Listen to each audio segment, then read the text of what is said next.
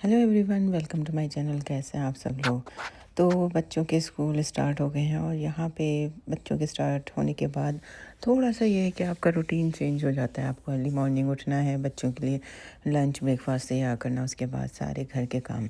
तो खैर, आज मैं आपके साथ बहुत मज़ेदार सी रेसिपी शेयर करने वाली हूँ। वो है ये ग्रेनोला बार, जो कि घर में बहुत इजीली बन जाती हैं।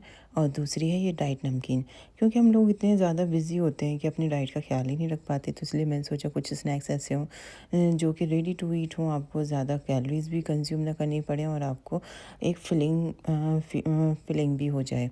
तो सबसे पहले मैं बना रही हूँ ये डाइट नमकीन। तो डाइट नमकीन बनाने के लिए सबसे पहले आपको लेने हैं ये पोहा।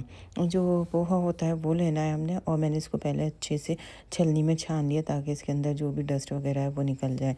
उसके बाद मैंने तवे को गरम किया। उसके बाद पोहे को हल्का हल्का करके इसको मैंने खूब रोस्ट कर लिया। उसके बाद मैंने उसी तवे में डाले फिर थोड़े से मखाने। इनको भी आपको ड्राई रोस्ट कर लेना है। और जब आप इनको ड्राई रोस्ट करेंगे तो आप इनको तोड़ के देखेंगे तो इसमें एक साउंड सी आपको फ़ील होगी, एक क्रंच फ़ील होगा। इन्हीं मखानों के साथ मैंने फिर डाल दी बाकी की चीज़ें, जिसमें कि मैंने ऐड किया चने। जो घर में यूज़ होते हैं चने, वो आप चाहें तो छिलके के साथ डाल दें या छिलका उतार दें। तो मैंने छिलका उतार के डाल दिए। उसके बाद मैंने इसमें डाले बादाम और काजू, जिनको मैंने रफली चॉप कर लिया था। तो इनको भी आपको हल्की फ्लेम पे और धीरे धीरे रोस्ट करना है।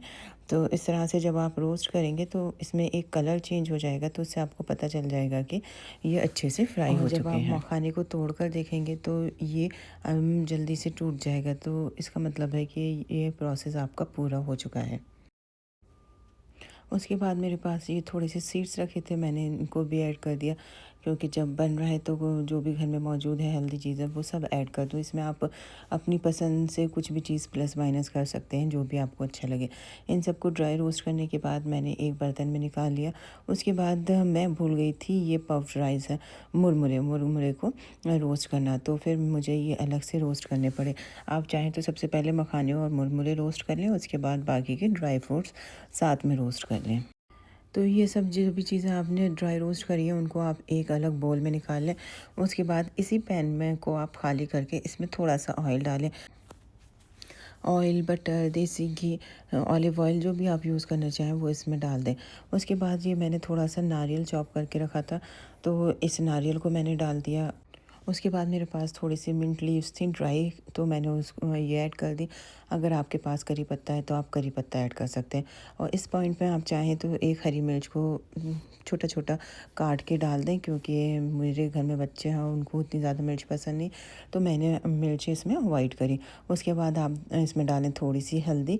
हल्दी आप ज़्यादा भी कर सकते हैं अगर आप इसको ज़्यादा येलो बनाना चाहते हैं। तो हल्दी वैसे भी एंटी इन्फ्लेमेटरी का काम करती है, आप इसको यूज़ कर सकते हैं ज़्यादा। उसके बाद मैंने डाला थोड़ा सा इसमें चाट मसाला, काली मिर्च और रॉक सॉल्ट, जो काला नमक होता है वो। और उसके बाद इसको अच्छे से थोड़ी देर आप पका लें। जब आपको इसमें से अरोमा आने लगे और आपको लगे कि हल्दी पूरी तरह पक गई है, तो जितने भी ड्राई फ्रूट्स, मुरमुरे वगैरह आपने ड्राई रोस्ट किए थे, उन सबको इसमें आप डाल दें। और इसको सब बहुत अच्छे से आपको मिक्स करना है, ताकि ये जो मसाला है सारी नमकीन के अंदर, सारे मिक्सचर के अंदर अच्छे से एब्जॉर्ब हो जाए। और अगर ये एक जगह रह गया तो इससे टेस्ट अच्छा नहीं होगा। तो इस तरह से पहले आप हल्के हल्के फ्लेम पे इसको मिक्स करें। उसके बाद चाहें तो आप 2 स्पून ले लें, स्पैचुला ले लें, उसकी हेल्प से इसको मिक्स करें।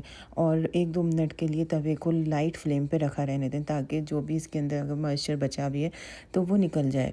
तो ये मैंने नमकीन सेकंड टाइम बनाई थी। फर्स्ट टाइम मैंने बना के इसको शेल्फ़ लाइफ चेक करी कि कितने दिन तक ये सही रहेगी, तो मेरी ये हफ्ते भर चल गई थी और इसमें किसी भी तरह का मॉइस्चर या ये सॉगी बिल्कुल नहीं हुई थी।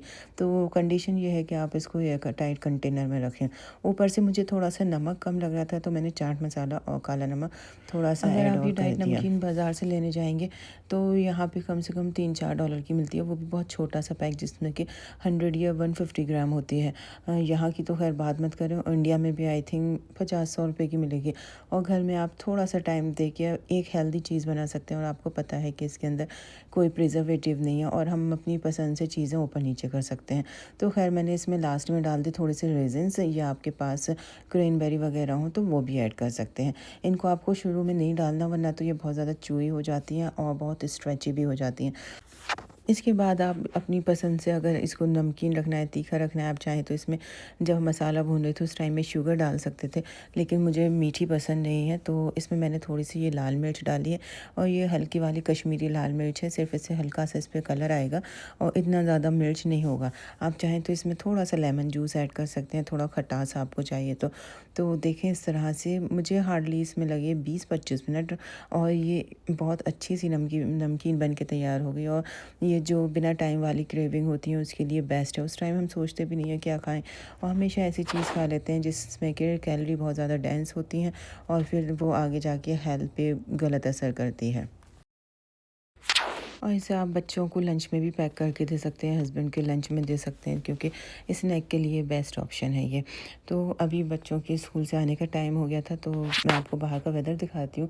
आजकल यहाँ पे फॉल ऑटम चल रहा है, और सच माने इतनी तेज़ विंड चलती है, और सारी लीव्स आपको सब जगह पड़ी मिलेंगी। फॉल सीज़न में जो लीव्स का कलर है वो येलो ग्रीन हो जाता है, और काफ़ी अच्छा लगता है। तो देखें हवा इतनी तेज़ है कि व्हर्लपूल बनना स्टार्ट हो गए। बस से बच्चों को उतारते ही मैं अंदर ले गई, क्योंकि बहुत तेज़ की हवा है। आप ये लीव्स की स्पीड से अंदाज़ा लगा सकते हैं कि कितना ज़्यादा विंडी है। तो देखिए मैंने जो नमकीन बनाया था वो भी इतनी देर में अच्छे से ड्राई हो गया, और इसके ड्राई होने के बाद आप इसको हमेशा कोई एयर टाइट कंटेनर में डाल के रखें।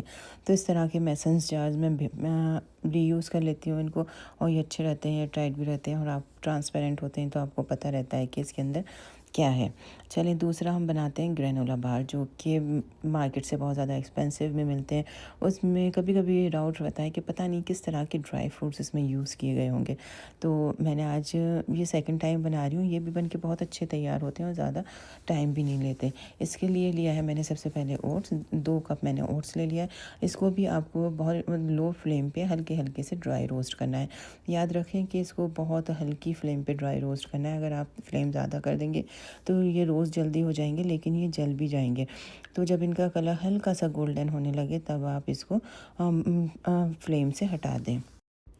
उसके बाद आप जो भी इसमें ड्राई फ्रूट्स नट्स वगैरह डालना चाहते हैं वो आप अपनी पसंद से डाल सकते हैं। तो इसमें मैं यूज़ कर रही हूँ सबसे पहले काजू बादाम, थोड़े से मैंने चॉप कर लिए, थोड़े से का पाउडर बना लिया। अखरोट, जो क्योंकि मेरे बच्चे वॉलनट को इतने ज़्यादा शौक से नहीं खाते, लेकिन मुझे इसमें ऐड करना है क्योंकि काफ़ी हेल्दी भी है ये। उसके बाद डेट्स हो गई, ये सीडलेस डेट होनी चाहिए। आपको इनको मैश करना है तो इनके सीड्स निकाल दीजिए।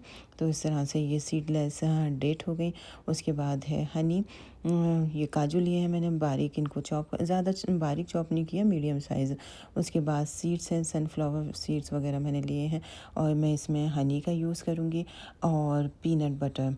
तो ये सारी चीज़ों को हमें यूज़ करना है। और सबसे अच्छी बात ये होती है जब आप घर में बनाते हैं कि आपको कितना स्वीट रखना है, कितना इसमें नमक ऐड करना है, वो सब आपके ऊपर डिपेंड है।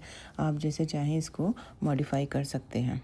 तो देखिए हार्डली 10 से 12 मिनट में ये जो ओट्स हैं वो ड्राई रोस्ट हो चुके हैं, और उनका कलर चेंज होकर लाइट ब्राउन हो गया है। तो हम इसको एक बड़े बोल में डाल के ठंडा होने रख देते हैं। मीनवाइल हम इसी पैन में बाकी की जो नट्स हैं उनको इनको रोस्ट कर लेते हैं। तो हमने सबसे पहले लिए हैं वो सारे सीड्स जो कि मैंने चॉप किए थे, और ये सनफ्लावर सीड्स, पम्पकिन सीड्स, उसके बाद चॉप्ड कैश्यू, बादाम और वॉलनट जो कि मैंने पीस लिए थे, और थोड़े से बादाम और काजू भी मैंने अच्छे से ग्राइंड कर लिए थे।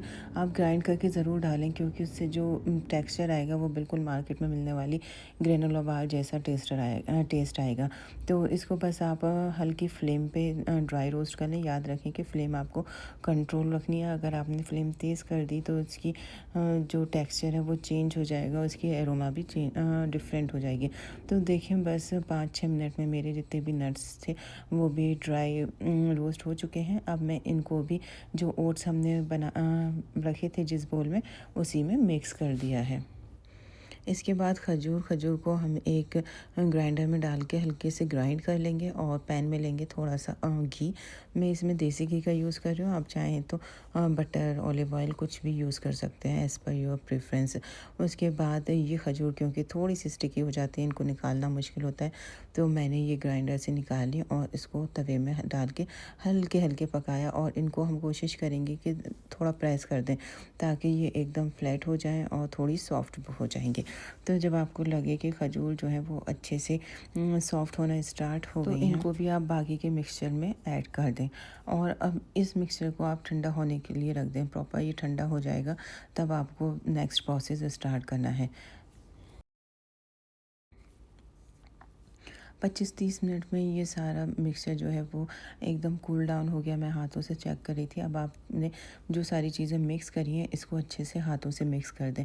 और इसमें मैंने डाली है थोड़ी सी रेजिन्स, आपके पास अगर क्रैनबेरी वगैरह है तो आप वो भी ऐड कर सकते हो। इसको हमें लास्ट में ही इसमें ऐड करना है। उसके बाद हम इसको अच्छे से पहले मिक्स करेंगे। और मैंने ये चॉकलेट थी मेरे पास रखी हुई, इसको मैंने बारीक बारीक चॉप कर दिया है। तो इसमें मैंने ये चॉकलेट ऐड कर दी क्योंकि मुझे चॉकलेट चिप्स इतने ज़्यादा पसंद नहीं है, लेकिन मुझे जो चॉकलेट का टेस्ट अंदर से आता है वो ज़्यादा अच्छा लगता है। तो मैंने इस तरह से चॉकलेट चॉप करके डाली है। आप चाहें तो इसमें चॉकलेट चिप्स भी ऐड कर सकते हैं। इसको आपको अच्छे से मिक्स कर लेना है ताकि मिक्सचर जो है ना सारा इक्वली मिक्स हो जाए बहुत अच्छे से। सारी जो मिक्सचर है वो आपस में बिल्कुल मिक्स हो जाना चाहिए। उसके बाद हम इसमें डालेंगे हनी। तो इसमें आप चाहें तो गुड़ का भी ऐड कर सकते हैं, लेकिन मुझे हनी ज़्यादा ठीक लगता है, इसलिए मैंने इसमें 2.5 स्पून के करीब हनी ऐड किया है। इसके बाद मैंने इसमें ऐड किया है पीनट बटर। पीनट बटर भी आप चाहें तो थोड़ा ज़्यादा रख सकते हैं या कम, लेकिन इतना होना चाहिए कि इसकी बाइंडिंग अच्छे से हो जाए। और फिर इसको आपको बहुत अच्छे से पूरे मिक्सचर को अच्छे से मिक्स करना है, क्योंकि जहाँ पे भी पीनट बटर या हनी नहीं जाएगा तो उस पोर्शन की बाइंडिंग नहीं हो पाएगी ठीक से। इसके बाद आप कोई भी घर में यूज़ होने वाली ट्रे ले लें जो थोड़ी सी बड़ी हो। उसके बाद इसमें आप पार्चमेंट पेपर लगाएं। पार्चमेंट पेपर लगाने से पहले आप उसको अच्छे से हाथों से क्रश कर लें तो वो इस पर स्टे हो जाएगा, अदरवाइज़ वो ट्रे पे रुकता नहीं है, इधर उधर वो उड़ता रहता है, अपनी जगह पे प्रॉपरली सेटल नहीं होता। तो इस तरह से जब भी मैं पार्चमेंट पेपर को यूज़ करती हूँ उसको पहले क्रश कर लेती हूँ। उसके बाद ये जो मिक्सचर है इसको आप पूरा ट्रे पे इस तरह से स्प्रेड करें और इसको आप सेट करने की कोशिश करें। आप चाहें तो इसको स्पैचुला से, स्पून से, हाथों से, जैसे भी आपके लिए ईजी हो इसको प्रेस करें और इसको सेटल करने की कोशिश करें। तो मैंने पहले स्पून से इसको पूरी ट्रे पे फैला दिया। उसके बाद मैंने लिया जो मेरा मेजरिंग कप है उसको, और उस क्योंकि वो थोड़ा हैवी सा भी है, उसका सरफेस भी फ्लैट है, तो फिर मैंने उसकी हेल्प से इसको पूरा फ्लैट किया। ये थोड़ा काम मेहनत वाला है, इसमें आपको बहुत ज़्यादा मेहनत से हाथों से इसको अच्छे से प्रेस करना है, एक इसको इक्वल शेप देना है ताकि इसकी जो भी एंड्स हैं या जो भी किनारियाँ हैं वो बाद में वेस्ट ना हो। तो इस तरह से मैंने इसको अच्छे से हाथों से पहले फैला दिया। उसके बाद जो मेरा स्टील का मेजरिंग कप है मैंने वो लिया और उसकी हेल्प से इसको अच्छे से प्रेस किया। इसकी वजह से ये पूरा इवनली सेट हो गया और देखें ये अच्छे से पूरा सेटल भी हो चुका है एक तरह से। तो इसको इस तरह से सेट करना बहुत ज़रूरी है, क्योंकि जब आप इसको फ्रीज़ करके कट करेंगे तो अगर वो प्रॉपर सेट नहीं होगा तो वो आपका टूट सकती है बाहर। तो इस तरह से इसको मैंने सेट किया। उसके बाद आपको लेनी है किलिंग रैप, और किलिंग रैप को आप इस ट्रे पे लगा दें। और जब आप इस ट्रे पे रैप लगा दें तो उसके पास आपके पास रोलिंग पिन हो, बेलन हो, उसकी हेल्प से इसको बिल्कुल फ्लैट और इक्वली फ्लैट स्प्रेड कर दें। तो इस तरह से देखें आपने किलिंग रैप रखनी है और इसकी हेल्प से पूरा आप रोलिंग पिन लेके इसको फ्लैट कर दें। ये सब करने के बाद आपको इसको एटलीस्ट 2 घंटे के लिए फ्रिज में रखना है। नॉर्मल टेम्परेचर, सॉरी, फ्रिज में रखना है आपको, फ्रीज़र में नहीं। तो इस तरह से इस ट्रे को पहले मैंने रखा 2 घंटे के लिए फ्रिज में। उसके बाद मैंने निकाला इसको। तो जब आप निकालेंगे तो सबसे पहले इसका जो रैप है इसको रिमूव कर दें। रैप रिमूव करने के बाद आप कोई भी शार्प नाइफ़ ले लें, उसकी हेल्प से आप इसको बार्स की शेप में या बाइट की शेप में इसको काट सकते हैं, जो भी आपको सूटेबल लगे। तो इस तरह से मैंने इसको पहले लंबा लंबा कट किया, उसके बाद बीच में से मैंने इसको कट कर दिया। तो ये जो बाज़ार में मिलते हैं बार्स उसकी शेप का हो गया। और देखिए ये बन के अभी कंप्लीट भी नहीं हुए और बच्चों ने आके उसको खाना स्टार्ट कर दिया। तो मैंने बस इस तरह से इसको बार्स की शेप में काट लिया। आप चाहें तो छोटी छोटी बाइट्स भी बना सकते हैं, लेकिन जब भी मैं बच्चों को स्कूल के लंच बॉक्स में देती हूँ तो इस एक बार के 2 पीस कर देती हूँ, ताकि वो उनको होल्ड करने में और खाने में थोड़ा इजी रहे। तो देखें, ये बहुत टेस्टी और हेल्दी न्यूट्रिशियस आपकी ग्रेनोला बार बन के तैयार है। तो आप मुझे बताइएगा इसमें कितना टाइम लगा आपको बनाने में। आपके घर में सारे मौजूद इंग्रेडिएंट्स आपने बनाया है। तो डाइट नमकीन हो गई, ये बार हो गई, ये ऐसी चीज़ें होती हैं जो हम कभी भी मंचिंग का दिल करे तो कर सकते हैं, और हमें पता है कि at least they are healthy and there is no preservative. आप वीकली बेसिस पे इसको बनाएं, बहुत ज़्यादा अच्छे बन के तैयार होते हैं। बस कंडीशन यही है कि आपको रखने इनको एयर टाइट में है और फ्रिज में रखने हैं। फ्रिज के बाहर रखेंगे आप तो मुझे लगता है कि 4-5 दिन चलेंगे। अगर आप फ्रिज में रखेंगी तो इसको ये 10 से 12 दिन आराम से सही से फ्रिज में सेट हो जाते हैं और आप इनको यूज़ कर सकती हैं। तो आपको आज की रेसिपी कैसे लगी ज़रूर बताइएगा, और thanks for watching my video. इंशाल्लाह ताला नेक्स्ट वीडियो में आप लोग के साथ मुलाकात होती है। जब तक आप लोग अपना ख्याल रखें, खूब मज़े करें।